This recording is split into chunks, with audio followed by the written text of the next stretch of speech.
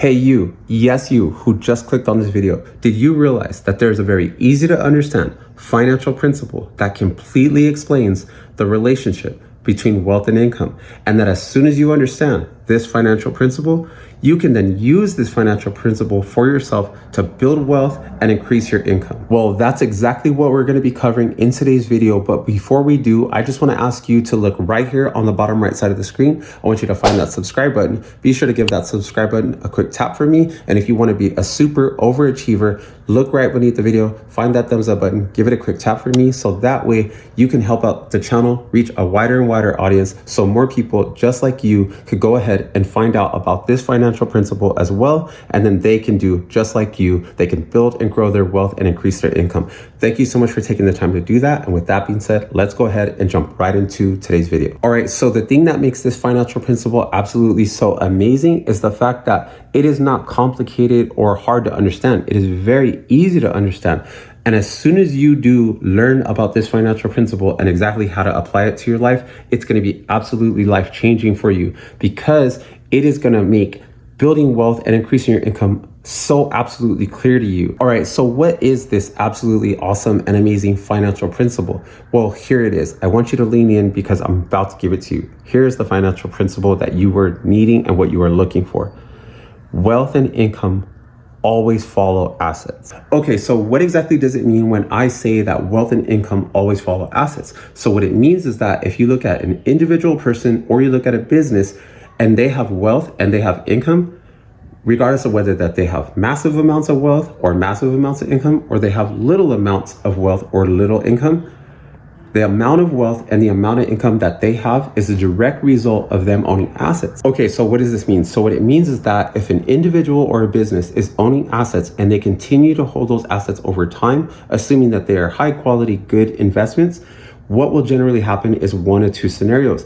Either that investment is going to generate that investor and that owner of those assets cash, money in other words, or it is going to go up in value for them over time. So in either of those situations, that owner of those assets is going to be growing and building their wealth, or they are going to be increasing their income. And that is a direct result of them owning assets. And then let's say in the scenario where the investor is owning an asset that goes up in value over time, when that asset reaches a point where the investor is satisfied with the returns that they have, and then maybe that investor sees, hey, this investment is no longer going to continue to go up in value like I would expect it to, or what I would want it to do, then the investor can go ahead and make the decision that they want to sell either part of that investment or all of that investment. And then when the investor receives the cash from selling part or all of that investment, then they could decide whether they want to go and reinvest that cash back into another investment to grow their wealth further, or maybe they want to go ahead and invest that cash into now a cash producing asset, assuming this was not already a cash producing asset. All right, so now in this situation where we're talking about a cash producing asset, the individual or the business, in order for them to increase their income and receive more cash, what's going to happen is that this individual or the business is going to need to acquire more of that specific type of investment or some other type of cash producing assets that they have in order for them to increase their income.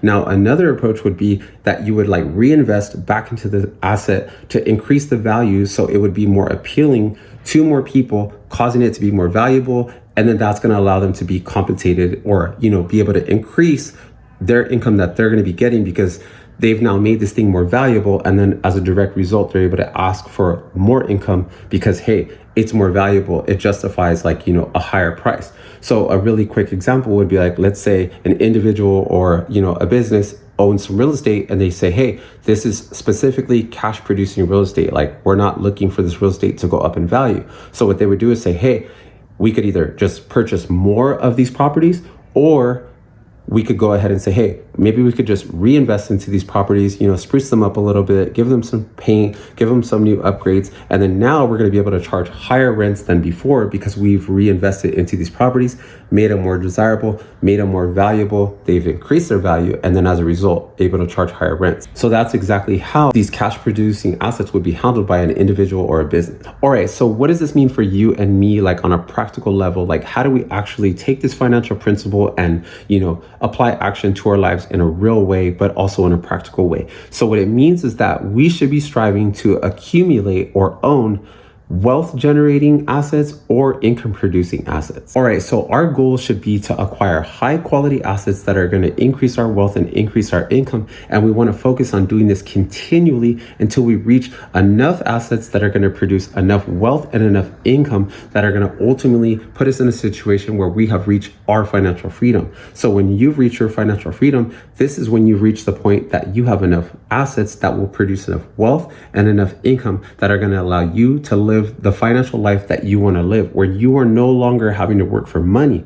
And then you will then be able to live the life doing what you want, where you want, with who you want, however you want. All right, so you're probably wondering like, hey, all of this sounds good and great, and I totally get it, but what are some of the wealth generating or income producing assets that I could go ahead and start investing into so you personally could start investing and acquiring assets so that way you could build wealth and grow your income? So 3 of the most common that most people use that have, gone on to reach financial freedom, they've built their level of wealth and, they are millionaires and even billionaires, own these 3 asset classes that I'm about to share with you right now.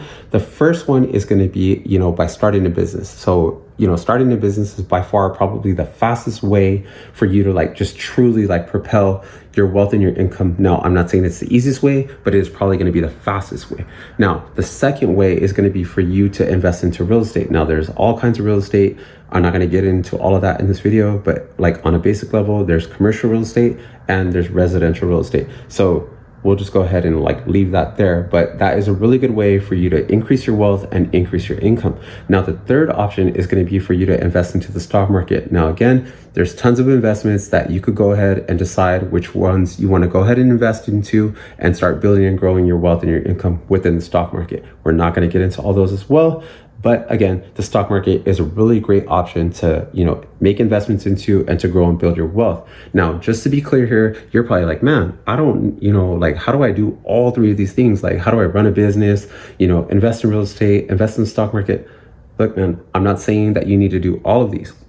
The most important thing for you to do is just pick one of these asset classes, get in there, understand this is your goal to acquire as much of this type of asset as possible. So that way you could increase your wealth and increase your income, and don't stop, grinding, don't stop hustling to acquire as much of those type of assets that you were specifically trying to get for yourself, and just keep doing this continually year after year. And don't stop until you finally acquire enough of those assets that are going to produce enough wealth and enough income that are going to allow you to live the financial life that you want to live, which means, hey, you've reached your financial freedom. That number is going to be different for everybody. The amount of assets that you're going to need is going to be different for every person. Where you live, all of that type of stuff is going to be totally affecting all of that, because your cost to live where you live is going to be totally different than, the amount of income that I'm going to need where I live. So focus on you. Don't worry about what other people are doing. Acquire as many wealth building assets that you specifically need to reach the financial number that you need to get to. So that way your assets will produce enough wealth and enough income to pay for your lifestyle without you having to work at all for any money or any wealth. So what's going to happen is another video about building wealth is going to pop up on the screen for me. I want you guys to go ahead and click that video, and I will see you guys in the next video.